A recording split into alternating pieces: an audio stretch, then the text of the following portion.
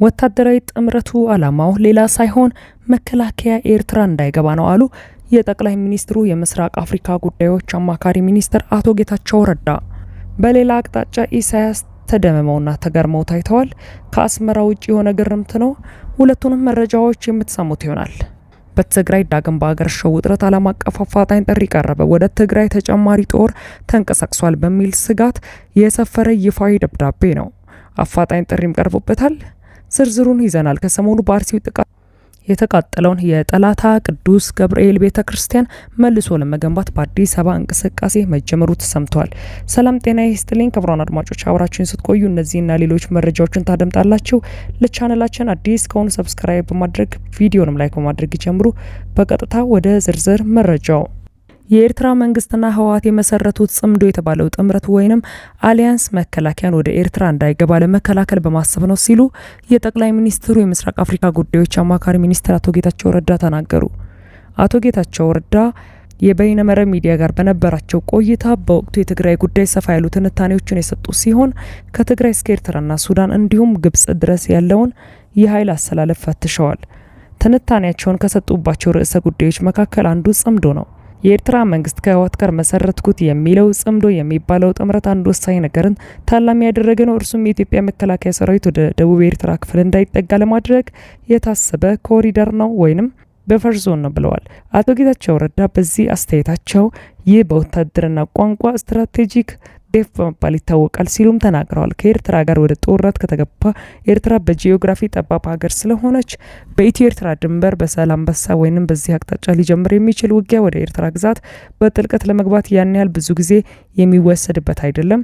እናም ከኢትዮጵያ ወደ ጦርነት ከተገባ የኤርትራ መንግስት ጽምዶ በሚለው ጥምረት መሰረት ከተቻለ ውጊያውን ወሎ አካባቢ ካልሆነም በትግራይ ግዛት እንዲካሄድ ይፈልጋል ሲሉም ነው የተናገሩት። አቶ ጌታቸው ረዳ ጉዳዩ ለኤርትራ መንግስት ራስን የማዳን የህልውና ጉዳይ በመሆኑ በእነርሱ አሰራር ከታየ ትክክል ነው ብለዋል። ይህ በመሆኑ አሁን ያለው የህወሓት የውጊያ እቅድ ሌላ መልክ እንዲኖረው ተፈልጓል። በመጀመሪያ የትግራይ ወጣት ለወታደርነት ሲመለመል በረሃብ ትግራይን ወይንም ወልቃይትን ነጻ ታወጣለ በሚል ነው።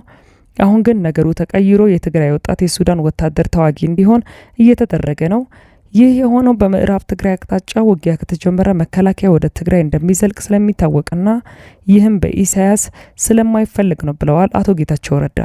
ህወሓት በምዕራብ ትግራይ ጥቃት ከፈተ ማለት መከላከያ ወደ ትግራይ እንዲገባ በቀጥታ መጋበዝ በመሆኑ የሀሳብ ለውጥ አድርገዋልን ብለዋል።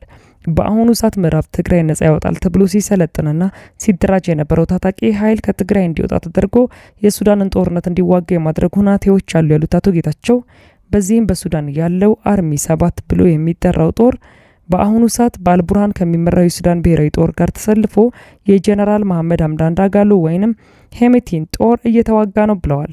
ያም ሆኖ ተጨማሪ ጦር ያስፈልጋል በመባሉ ከሰሞኑ ተጨማሪ ጦር ከትግራይ ወደ ኤርትራ የመላክ እንቅስቃሴዎች እንደነበሩ ያመላከቱት አቶ ጌታቸው በሱዳን የጀነራል አብዱልፈታህ አልቡርሃን ጦር በኢትዮጵያ 3 አቅጣጫ ባለ ሱዳን ግዛት ሌሎችም አካባቢዎች አርሚ 7 የተባሉ ተዋጊ በጋራ እንደተዋጋም አመላክተዋል። አቶ ጌታቸው ረዳ ንግግራቸውን ሲቀጥሉ የትግራይ ታጣቂዎች በሱዳን ጦርነት እንዲሳተፉ ቢደረጉም ኤርትራ ግን አንድም አይነት ጦሯን በሱዳን ጦርነት ውስጥ እንደማታሳትፍ ያመላከቱ ሲሆን ለዚህም የሰጡት ምክንያት የኤርትራ ጦር የፕሬዝዳንት ኢሳያስ የግል ጠባቂ ነው የሚል ነው። አቶ ጌታቸው የህወሓት ሰዎች ፍላጎት ስልጣን ላይ መቆየት ነው ያሉ ሲሆን በአሁኑ ሰዓትም አዲስ አበባ ስልጣን ይሰጣቸዋል ቢባሉም ሁሉንም እያደረጉት ያሉትን ነገሮች በሙሉ ርግፍ አድርገው በመተው አዲስ አበባ ይጓዛሉ ብለዋል። እርሳቸው የጊዜ አስተዳደሩ ፕሬዝዳንት በነበሩበት ወቅት ለሕክምና ውጭ ሀገር በሄዱበት አጋጣሚ እነዚህ የህወሓት ሰዎች ወደ አዲስ አበባ ጉዞ አድርገው ጌታቸው በህመም ላይ ስለሆነ ለ3 ወራት ሊቆይ ይችላልና የስልጣን ክፍተት እንዳይፈጠር የጌታቸው ስልጣን ይሰጠን ብለው ጠይቀው ነበር ሲሉም አቶ ጌታቸው ረዳ በቃለ ምልልሳቸው ላይ አስታውሰዋል። በሌላ ዘገባ ግብጽ ጉብኝት ላይ የሚገኙት ኢሳያስ አፈወርቂ ከፕሬዝዳንት አብዱልፈታህ አልሲሲ ጋር ከተገናኙ በኋላ የግብጽ ኢንዱስትሪዎችን እንዲጎበኙ በተደረገላቸው ግብዣ ኢሳያስም በግብጽ ኢንዱስትሪዎች እንቅስቃሴ እንደተገረሙ ተናግረዋል። ኢሳያስ በኤርትራ ኢንዱስትሪዎች የአገልግሎት ዘርፍ እንዲስፋፋ አድርጉም ኤርትራ ከኢትዮጵያ ስትነጠል በነበረችበት ቁመና ላይ ትገኛለች። እርሳቸው በሚሄዱባቸው ሀገራት ግን በመገረምና በመደመም ኢንዱስትሪዎቻቸውንና ሌሎችም የኢኮኖሚ ዘርፎቻቸውን ይጎበኛሉ። በሩሲያም በአንድ ወቅት በነበራቸው ጉብኝት ኢሳያስ በሩሲያ የኢንዱስትሪ እንቅስቃሴ ሲደመሙ ታይተውም ነበር።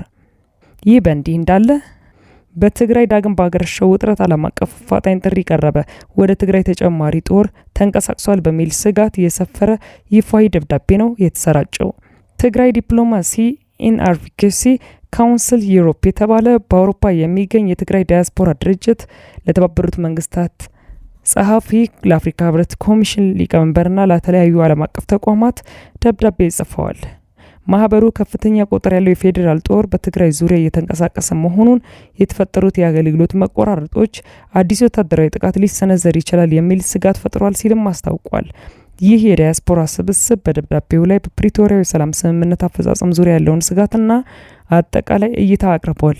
ማህበሩ በትግራይ ክልል አዲስ ወታደራዊ ውጥረት እንዳይፈጠርና የተጀመረው የሰላም ሂደት ቀጣይነት እንዲኖረው ለማድረግ ዓለም አቀፉ ማህበረሰብ ሁኔታውን እንዲከታተለውና በዲፕሎማሲያዊ መንገድ አስፈላጊውን ድጋፍ እንዲያደርግ በብርቱም ጠይቋል። ይህ ደብዳቤ በክልሉ ዘላቂ ሰላም ለማምጣት የሚደረጉ ውይይቶችንና የጋራ ስምምነቶችን አስፈላጊነት በድጋሚ ያነሳል። ትግራይ ዲፕሎማሲ ኢን አድቮኬሲ ካውንስል ዩሮፕ ባወጣው በዚሁ መግለጫው በሰሜን ምዕራብ ትግራይ በተለይም ገማሎ በተባለ አካባቢ የድሮን ጥቃት እንደተከሰተና ይህም በሰላማዊ ሰዎች ላይ ጉዳት ማድረሱንም ጠቅሰዋል። ከዚህ በተጨማሪ በክልሉ የባንክ አገልግሎት፣ የነዳጅ አቅርቦት፣ የትራንስፖርትና የሕክምና ቁሳቁስ እንቅስቃሴ ላይም መስተጓጎል መፈጠሩንም አስፍሯል። እነዚህ ፈተናዎች የህዝቡን ለዕለት ኢኮኖሚና ማህበራዊ ጫና ውስጥ እንደጣሉት ጠቁሞ የክልሉ የመንግስት ሰራተኞች ደሞዝ መዘግየትንም በተለይ በትምህርትና በጤና ዘርፎች ላይ አሉታዊ ተጽዕኖ እያሳደረ ነውም ብለዋል። ድርጅቱ እነዚህን ፈተናዎች ሁሉ በሰላማዊ ውይይትና በዘላቂነት ለመፍታት የሚመለከታቸው አካላት ትኩረት እንዲሰጡም ጠይቋል። በሌላ በኩል የኢትዮጵያ ፌዴራል መንግስት የፕሪቶሪያውን ሰላም ስምምነት ለመተግበር ለማክበር ያለውን ጽኑ ቁርጠኝነት በተለያዩ ጊዜያት መግለጹ ይታወቃል። ህወሓት በፌዴራል መንግስት እውቅና የተሰጠውን የትግራይ ጊዜያዊ አስተዳደር የስልጣን ዘመን በአንድ ዓመት ማራዘሙን በመቃወም ከጦርነት በፊት የነበረውን የክልሉን ምክር ቤት ወደ ስራ መልሷል።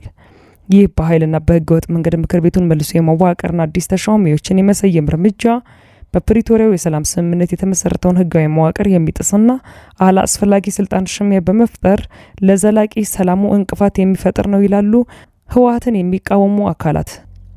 ይህ በእንዲህ እንዳለ በሰሞኑ በአርሲ በታጣቂዎች የተፈጸመውን ጥቃት ተከትሎ የኢትዮጵያ ኦርቶዶክሳዊ ተዋሕዶ ቤተክርስቲያን ምዕመናን መገደላቸውንና በቤተክርስቲያንም ዙሪያ ሰፊ ውድመት መድረሱን ተከትሎ የተቃጠለውን ቤተክርስቲያን መልሶ ለመስራት እንቅስቃሴ ተጀምሯል። በምስራቅ አርሲ ሀገረ ስብከት ግንቦት 23 2018 ዓ.ም ጀምሮ በተፈጠረው ጥቃት ምዕመናን እንደሞቱና ከ100 ዓመት በላይ እድሜ ያስቆጠረው የጠለታ ቅዱስ ቤተክርስቲያን እንደተቃጠለ በስፋት ተዘግቧል። ቤተክርስቲያኑን መልሶ የመገንባት እንቅስቃሴው እንደተጀመረ የተሰማ ሲሆን በአዲስ አበባ ሀገረ ስብከት የገዳማትና አድባራት አስተዳዳሪዎች በኩል ይኸው እንቅስቃሴ መጀመሩን የቤተ ክርስቲያኗ የህዝብ ግንኙነት መምሪያ አስታውቋል። ለጽድቅና ለመንግስተ ሰማይ ዓላማ የሚሰበሰብ የቤተ ክርስቲያን ገቢን አስመልክቶ ውይይትና ምክክር በተደረገበት ስብሰባ ላይ የተቃጠለው ቤተ ክርስቲያን መልሶ ለመገንባት የተነሱ ሀሳቦች መኖራቸውን ዘገባው አመላክቷል። በስብሰባው ላይ የመንበረ ፓትርያርክ ጠቅላይ ቤተ ክህነት ዋና ስራ አስኪያጅ፣ የደቡብ ምዕራብ ሸዋና ሸገር ሀገረ ስብከት ሊቀ ጳጳስ ብፁዕ አቡነ ሳውሪዮስ፣ የአዲስ አበባና ሀዲያ ስልጤ ሀገረ ስብከት ሊቀ ጳጳስ ብፁዕ አቡነ ያዕቆስ፣ የሀገረ ስብከቱ ዋና ስራ አስኪያጅ መጋቢ ተስፋህት ሙልጌታ ቸርነትና ሌሎችም የተገኙ መሆናቸውን የቤተ ክርስቲያኒቷ የህዝብ ግንኙነት መምሪያ ባሰራጨው ዘገባ አመላክቷል። ክቡራን አድማጮች ለሳቱ ያጠናቀርኩላችሁ መረጃ ይህን ይመስል ነበር። ከጥቂት ሰዓታት በኋላ በሌሎች መደመጥ ካለባችሁ መረጃዎች ጋር የመመለስ ይሆናል። እስከዚያው መልካም ቆይታ